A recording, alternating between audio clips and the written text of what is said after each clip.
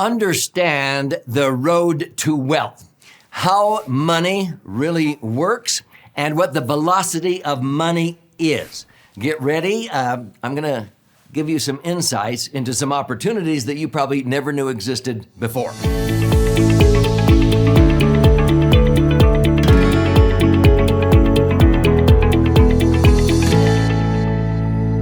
So I'm Doug Andrew. I've been a financial strategist and a retirement planning specialist for 5 decades, helping thousands of people optimize assets and minimize taxes. But one of the concepts that a lot of people give me credit for is how to use OPM like banks do and credit unions do. What's OPM? Other people's money to create mega wealth. This is really the road to wealth, and so I want to talk about this concept in this particular episode so that you will not miss out on these opportunities. So let's begin by talking about how money really works. Let's simplify it right off the bat. There are 4 things that you can basically do with money. You can spend it, lend it, own with it, or give it away. Now, what a lot of people don't understand, they think it would be best to just own as much as you can with your money and not owe anything. That's okay, but then I tell people, well, I own and loan on the same assets, and I become my own banker. And people go, what? Yeah, I own and loan on the same assets. So what I'm going to share with you is that when I have money that I want to keep liquid and safe, I actually put it in my favorite financial vehicle, a max-funded indexed universal life insurance policy. And if that's structured correctly and funded properly, I've averaged returns netting after all fees and tax-free 10% by diversification and rebalancing. We explain that on several videos on this channel. And so here I am, I'm putting money into an institution. When you put your money in the bank or credit union, it's in a lended position. Now, is a bank or credit union or an insurance company just benevolent, paying you interest? Do they just put your money in some vault? No, they turn around and they loan it back out again. So remember that concept. So it's in a lended position, but also I borrow money, OPM, at a lower rate like banks do. And I turn around and I make a rate of return that's usually double or triple what I'm paying on any debt. And this creates mega wealth, just like banks make wealth. And so I'm able to own with it, own assets, but I actually create more wealth by having liabilities, by loaning the money out, and by borrowing money, by using preferred interest expense. I create mega wealth. So I'm going to show you the concept behind this. Now, many times I will describe how banks make money. And of course, banks make millions and billions and trillions of dollars by doing what? They borrow money. See, a bank or credit union's greatest asset is their liabilities. If they stop paying interest, they would wither up and die. Okay, so they might pay you interest at 4.5% on a CD. Again, are they just putting your money in a vault? No, what are they doing with your money when you deposit it there? They're going to turn around and loan it back again at 7.5%. Let's say for a business owner or somebody on an equity line of credit or whatever. So they're making a 3% spread. That's called a spread. But see, it's smart to pay on $1 million, $45,000 in interest, and then turn around and make $75,000. But the $45,000 they're paying in interest can be tax deductible in a 33% bracket. It's only a net cost of $30,000. And so if I borrow money at 4.5%, and it's a net cost to me of 3%, $30,000 on every million, and I'm making 7.5%. How much more is 75,000 than 30,000? It's 2.5 times, okay? This is how money works. Now, a lot of times people get blown away. They get this deer in the headlight look when I say what I'm about to say here. That's a one-off. Banks make money, usually 100%, 200% more than the cost of the funds. Let me just show you the math before I blow you away with this example. Banks, let's say we deposit collectively $1 million into a bank. We're lending them $1 million. And after, 2008, the mortgage meltdown, we had a 40-year low interest environment. They were only paying like 1% or less. Remember that? So during that period, I remember banks paying about 1%. So on every million, they pay $10,000. Now, they turn around and they were putting 30 to 40% of that money in insurance companies. How do I know that?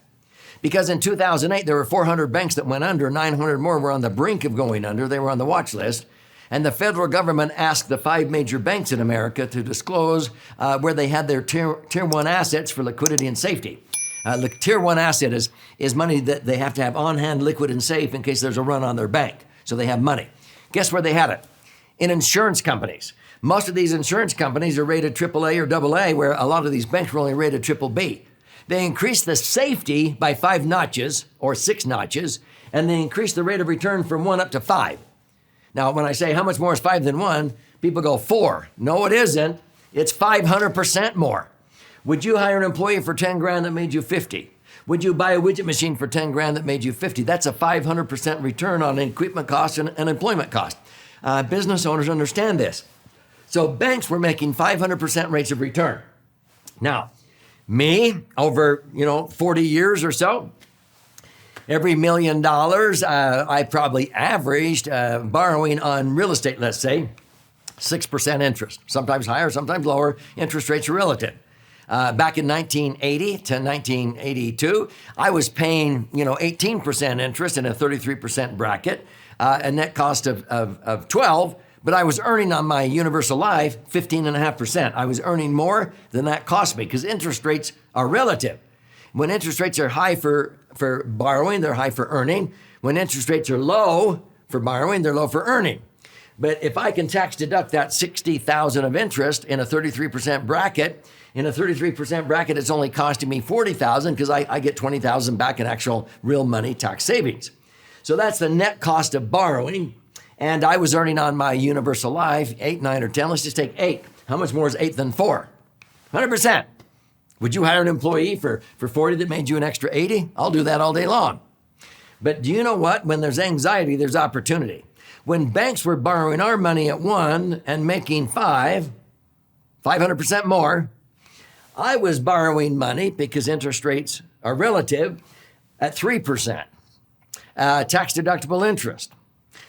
So in a 33% bracket is a net cost of 2%. I'm paying 20 grand on every million, and I was making 10.07% in my indexed universal life average. How much more is 10 than 2? 500%. Are you getting it? The banks were making 500%. I was making 500%. You can't believe how many Americans do not understand this. Now that's how money works. Here is the question I want to throw out. So were the banks really making 500%? No, because when you make money on somebody else's money, on OPM, other people's money, you cannot calculate the rate of return because it's not your money. It's other people's money. It's called an infinite rate of return. Okay? Now, what's the velocity of money? Are you ready? Many times I'll ask the question, why would a bank or credit union loan you money to get a construction loan to build a new house? Why would they loan you money at 5 or 6% interest when they could actually take that, let's say you needed to borrow $1 million to build a house, when they could take that million and put it into an insurance company and do what I was talking about here earlier. The banks put it in the insurance company, and they end up with paying 1%, and they make 5 times that. So why would they loan you money when they can make it safer in a multi-trillion-dollar institution like an insurance company? Because that's a one-off. They understand the velocity of money. You with me? So a bank loans you $1 million to build a house. What are you going to do with that money? You're going to pay the general contractor and the supplies. The general contractor is going to pay for the supplies and the subcontractors. What are all of those people going to actually do with that money? They're going to loan it back to the bank again. They're going to end up putting money back in their bank accounts. And so the banks get it back at 1, and they loan it back out again at 5. They get it back at 1, loan it back at 5. Same money. Do you know that during a normal economy, the banking industry loans out money and gets it back 17 times a year. That's the velocity of money. They're making 500% 17 times a year on the same money. That's the velocity of money, okay? Now, in a recession, sometimes they only turn it over maybe 12 times a year. But you can't believe how many Americans don't understand that concept, that banks and credit unions, it's not a one-off.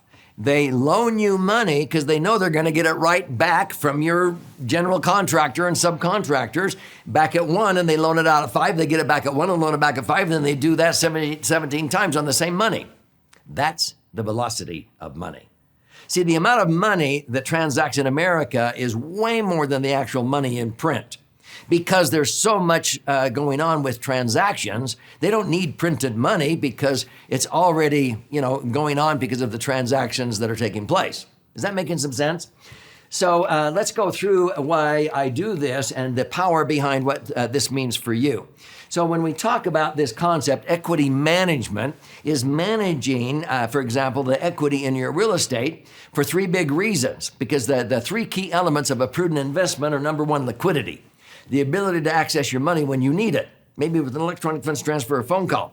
Number 2 would be safety, safety of the institution, but safety of the principal, so that if we have a real estate crisis, like after COVID-19, commercial real estate had 30 to 40% vacancies because employers found out that about half of their employees worked as efficient or more efficient from home. They didn't need brick and mortar office surroundings, okay? So they got rid of half of their need for commercial real estate, and that's why commercial real estate was 30, 40% vacant. And a lot of the people, the landlords that didn't understand this, they got into trouble. They couldn't make their mortgage payments. They had to refinance, but they won't be able to borrow the money if they don't have the ability to repay. They learn lessons the hard way, and that's what happened in 2008, and they already have forgotten it. We get a new generation of landlords. And so I keep my real estate equity separated to make sure I have liquidity when I need the money. It's a lot better to have access to your money and not need it than need it and not be able to get it. To have to borrow it out or sell the property, especially in a down market where I can only get 60 cents on the dollar. Safety of principal. So when my real estate goes down in value, I don't lose because my money's not tied up in it. I have the wherewithal, I have the liquidity to make the mortgage payments. I'm in control, not the mortgage company, okay?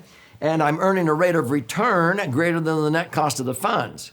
Generally, whenever a real estate has gone down, on the equity that I would have lost for sure had I left it in the property, by having it separated, that equity is earning a rate of return, usually at least 100% more than the net cost of the mortgage.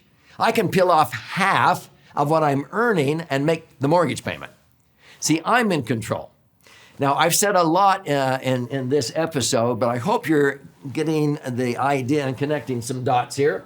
If this is intriguing you and you want to learn more, you need to study some of the sections of my most recent best-selling book, The Laser Fund. This has been flying off of our warehouse shelves. I don't want you to miss out. It retails on Amazon for $20 plus shipping. I'll gift you a copy for free. It's actually 2 books in one. This side is 200 pages with all the charts and graphs and explanations if you're a left brain learner. If you're a right brain learner, you learn more by stories and examples. You flip it over to this one. This is about 100 pages, 12 chapters with 62 actual client stories. But there's actual stories in here of how to manage your real estate, how to become your own banker, and do it as smart as the banks do, actually smarter. And so you simply go to laserfund.com, click on the link below. When you go in to claim your free copy, you'll contribute a nominal amount towards the shipping and handling. I require some skin in the game, but I cover the rest of that cost and I'll pay for the book. I'll fire out a hard copy to you via priority mail. While you're in there claiming your free copy, if you like to listen and learn or watch and learn, there's audio and video formats. You can also register for a free educational webinar that we teach on a regular basis. You can even schedule an appointment to talk to an IUL specialist at no cost or obligation to see how these concepts may work in your particular set of circumstances. So claim your free copy now. This is about you and your brighter future so that you can understand the road to wealth and how money really works now that you have a little bit of an idea of the velocity of money and how it can help you.